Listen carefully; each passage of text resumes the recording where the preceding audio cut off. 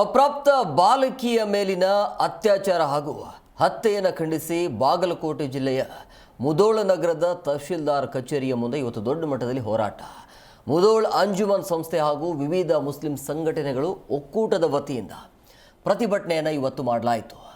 ಮಹಾರಾಷ್ಟ್ರ ಜಿಲ್ಲೆಯ ಜತ್ ತಾಲೂಕಿನ ಕರಜಗಿ ಗ್ರಾಮದಲ್ಲಿ 4 ವರ್ಷದ ಅಪ್ರಾಪ್ತ ಬಾಲಕಿಯ ಮೇಲೆ 50 ವರ್ಷದ ವ್ಯಕ್ತಿ ಓರ್ವ ಅತ್ಯಾಚಾರ ಎಸಗಿದ್ದು ಇಡೀ ನಾಗರಿಕ ಸಮಾಜ ತಲೆ ತಗ್ಗಿಸುವಂಥ ಘಟನೆ ಇದು.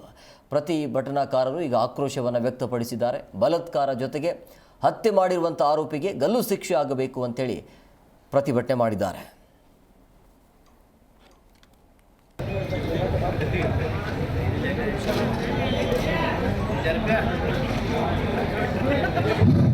ಅಂಜುಮನ್ ಇಸ್ಲಾಂ ಮುಧೋಳ ಹಾಗೂ ಮುಸ್ಲಿಂ ಸಂಘ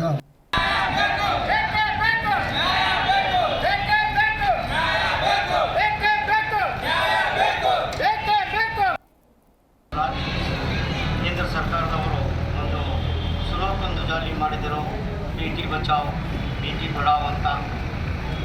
ಆ ಒಂದು ಹಿನ್ನೆಲೆಯಲ್ಲಿ ಬರೀ ಅದು ನ್ಯೂಸ್ನಲ್ಲಿ ಬಂದಂಥ ಒಂದು ಶ್ಲೋಕ ಇತ್ತು.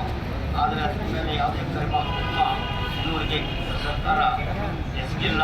ಅದು ಬಹಳ ವಿಷಾದೀಯ. ಜಿ ಕನ್ನಡ ನ್ಯೂಸ್ ಈಗ ನಿಮ್ಮ ಮನೆಯಲ್ಲೇ ನೋಡಿ. ಎಲ್ಲ ಕೇಬಲ್ಗಳಲ್ಲಿ ಈಗ ಲಭ್ಯ.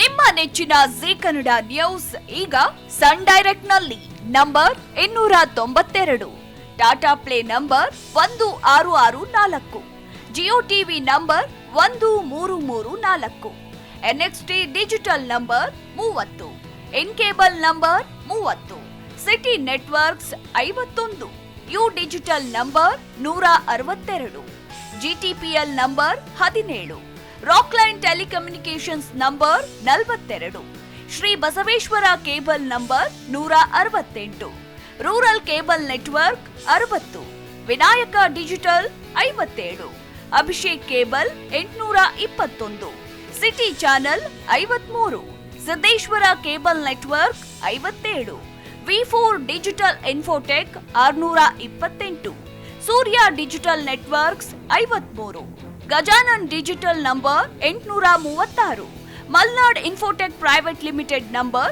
56, Metrocast number 830, victory digital number 167ರಲ್ಲಿ ನೋಡಿ ಆನಂದಿಸಿ.